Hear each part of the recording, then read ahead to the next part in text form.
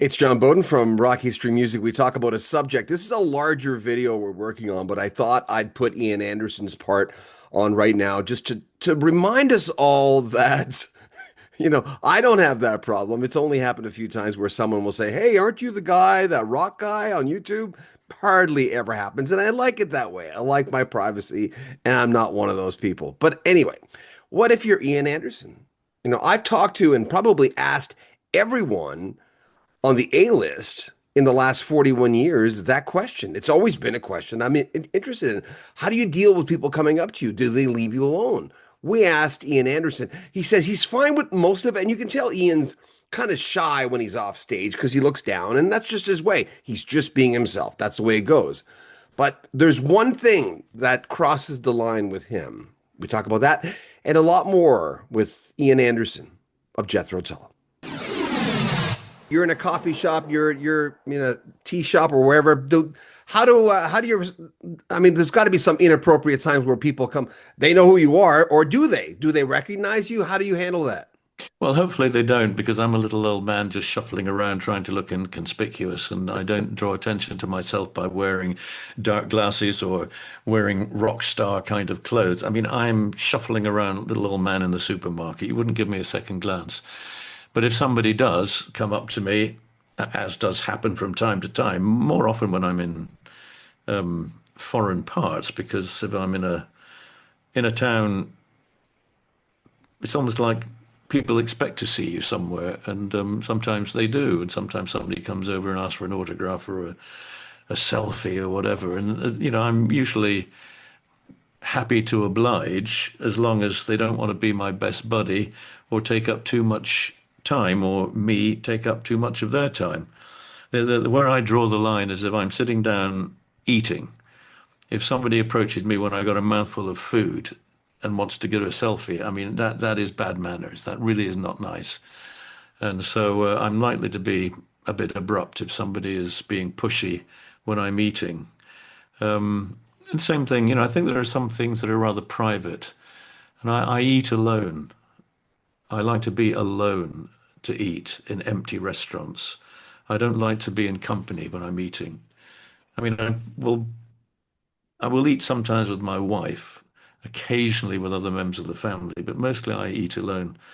And I much prefer that rather silent communion with the loaves and fishes that I'm blessed with in biblical terms. And if somebody comes and destroys that moment of tranquility and self-absorption, then I am disgruntled. And that's it was the same way. I mean, if somebody barged into my shower and pushes apart the curtain and wants to do a selfie, obviously I'm going to be a little upset by that.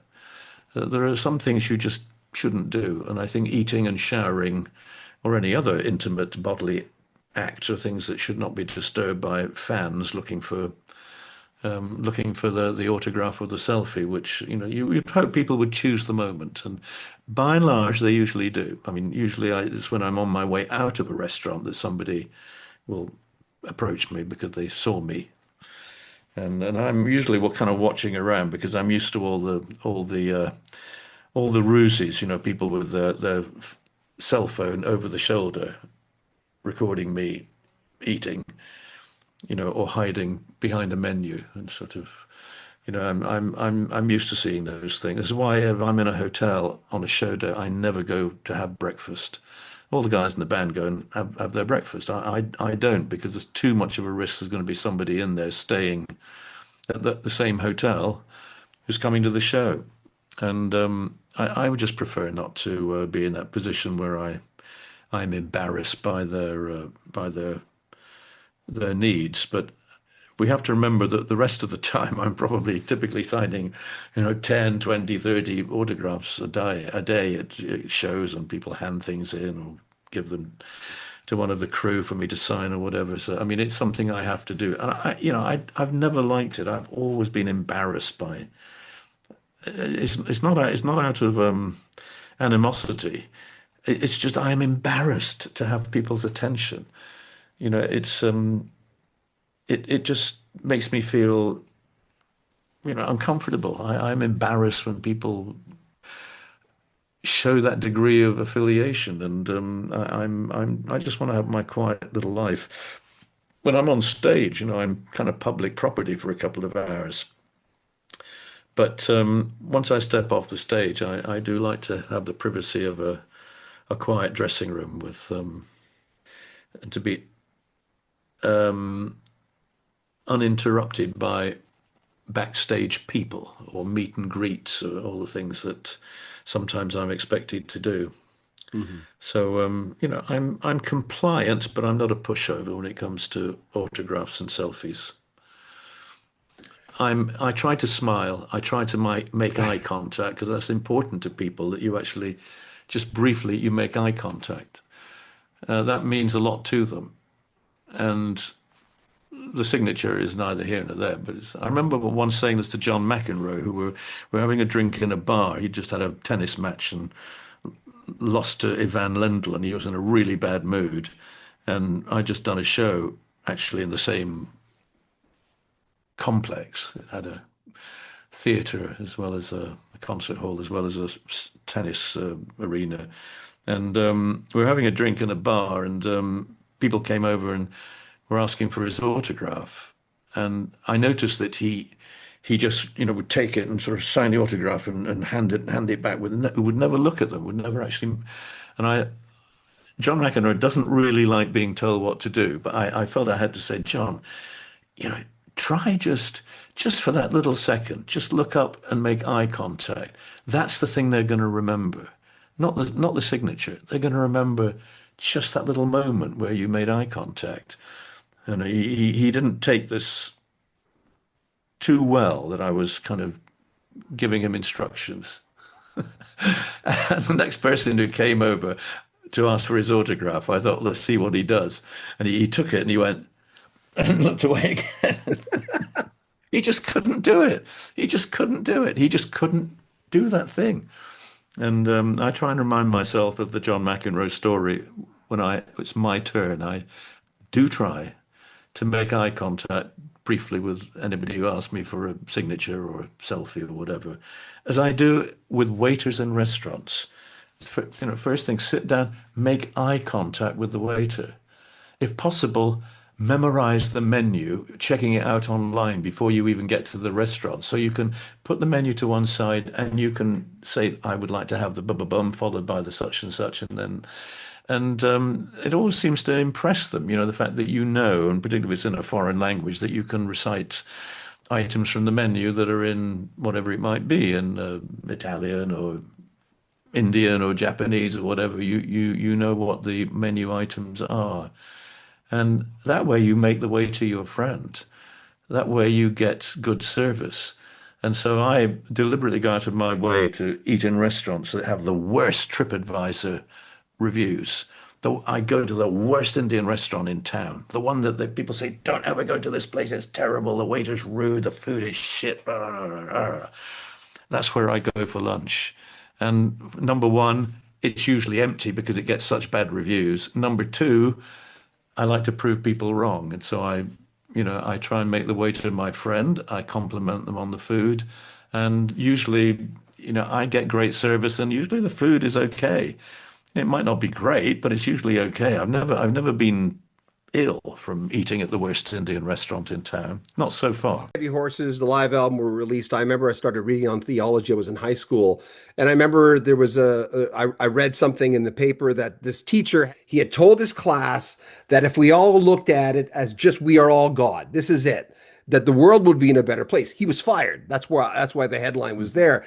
But he just basically said again, he doubled down before he left and talked to the newspaper. He said, but don't you think that somehow we'd be better off if we looked at each other as one. Together we are that. Together, as long as we accept the idea of together being every conscious being, not only on planet Earth, but the enormity of the universe, the hundreds of billions of galaxies that we already know about. I mean, it is colossal. The idea that there is some single God somehow, traveling faster than the speed of light to actually intervene in what goes on in your village, in your town, on your planet is obviously just completely nuts. And so I don't believe in an interventionist God. I don't believe that God responds to our prayers. We pray because it brings us a sense of satisfaction. It's an opportunity to bestow positive and compassionist views and thoughts and feelings for the benefit of others. But it brings us satisfaction to do that. But I don't believe in an interventionist God who utterly impossible. For instance, if we take any conflict in the world today, the Ukrainians have a strong sense of religion. The Russians have a strong tradition of religion, and at some point that has coincided when Ukraine was briefly, relatively briefly, part of Soviet Russia. But you know, religion is used as a tool, as a weapon, and Putin, rather like Trump and others, and J.D. Vance, will manifest their Christian beliefs because it's a vote winner. Putin is the most unchristian person you could possibly imagine. I mean, he's worse than all of them. He's the most unchristian entity on planet Earth right now. And yet he will frequently never pass up on the opportunity to be in some grand church, being blessed at certain times of the year with his tame archbishop, who is a great Putin supporter, there to give him that personal attention. So, it's a vote-winning thing.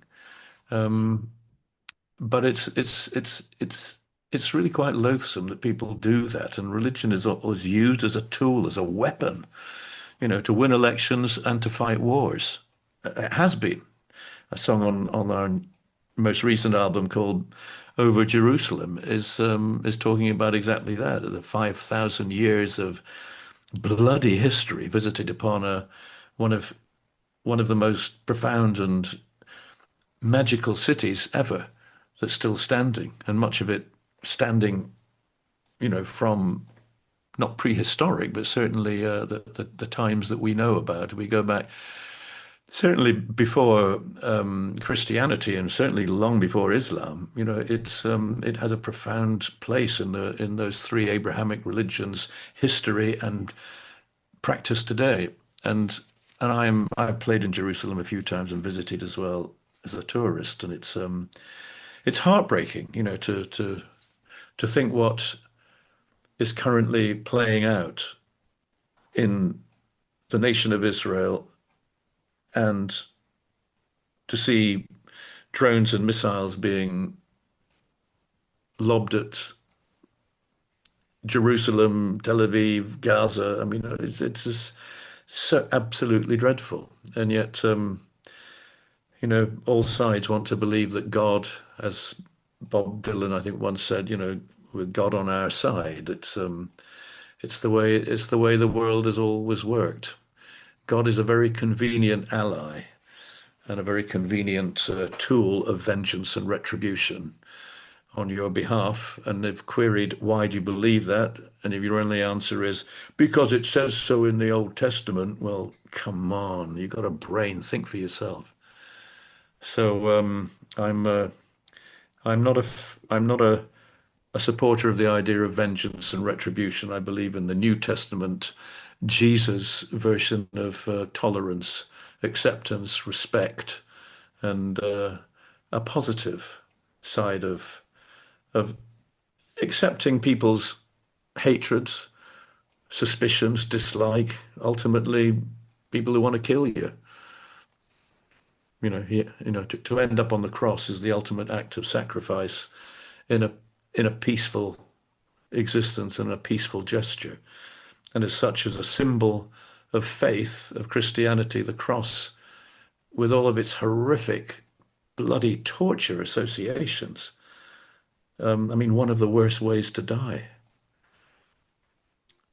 It it's still a symbol that matters so much to people. And I don't personally wear a crucifix, but I'm tempted sometimes to do so, just as a symbol to say, hey, you know, think about this guy. He said some, he didn't fire missiles. He didn't, you know, attack you with drones or jet aircraft or nuclear missiles. He was a peaceful guy. On the other hand, I am not the dreamer that John Lennon was, in saying, you know, peace and love, that kind of hippie ideal thing. That I was never a hippie. I didn't, I was much more of a pragmatist. I mean, I was growing to have success, particularly in the USA at the time when the Vietnam War was still raging. And not only from the point of view of meeting vets who had been in Vietnam, but also more recently vets who had been in Afghanistan or Iraq. I like to hear what those people have to say because very few of them are gung ho. You know, most of them have a very somber viewpoint on what they were there for, Yeah. but ultimately they were there to serve their country and to serve their military and political masters, even if they didn't really go along with it or believe in it. And I have a lot of respect for people who do that because I don't have that. I don't have the guts. Somebody said you're going to be conscripted tomorrow. You got to take a gun and kill people. I would find that pretty difficult. I guess, like others, I would find that resolve within me if I wasn't so old, of course, because no one would ask me to do that now. I've talked to you maybe 8 times in my 41 years in radio, and I've never asked you about your mom. What was your mom like? We talked about your dad a lot through the years. Yeah, she was a mystery. She didn't like to talk about herself at all, and it was only after she died that my oldest brother, who was still alive at that time, told me when I was performing in Glasgow. He said, "Oh, I see you were playing at the so and so theatre in Glasgow. That's where Mother played the violin, performed there. Oh no, she danced there. No, she danced." And I said, "She what?" I said, "Yeah, she was in a modern ballet group and she danced at that same theatre, and she played the violin." And I said, "What?" You know, she never told me these things. I knew nothing about my mother's artistic leanings prior to her marriage. But that's the scary thing. She didn't talk about it. And I think in that day and age, she made the decision to move north to Scotland and marry my father, who was from Fifeshire, and gave up her aspirations to be a dancer or indeed to play the violin. And she put it behind her and obviously just didn't want to discuss it, never wanted to talk about it. It was probably quite an emotional wrench, but she never spoke to me about it. And until the day she died, I didn't know she had that artistic background. So it's a strange reality that she did. I think that's perhaps why she was quite enamored of the fact that I had become successful in the world of arts and entertainment, which she, at some point in her teenage years and early 20s, she had aspired to join herself. Did she articulate that to you that she was proud of you in the traditional sense? So, Well, a little bit, but I mean, it was my parents were of a different age. They weren't demonstrative. There was no hugging, no kissing, no, yeah. no. Everything was rather formal and a little bit at a distance, and so it wasn't a touchy-feely parental relationship that I had, and neither did my brothers. In fact, they didn't with me either. That was the thing. It was my generation onwards who grew up to hug our children or have a more natural, friendly relationship with children and other members of the family. But I can remember once giving my brother a hug, and he was absolutely shocked and embarrassed. But by this time, he was probably in his 70s or well into his 70s, and I was in my early 50s. And, we met probably at a funeral or something. And I went over and gave him a hug, and it was something they didn't do. Make sure you subscribe to our channel, click the bell notification so you don't miss anything. Like our videos, comment on them, and share them on social media in the appropriate groups. We love it when you do that, and we'll thank you for it. I'm John Bowden. This is Rock History Music.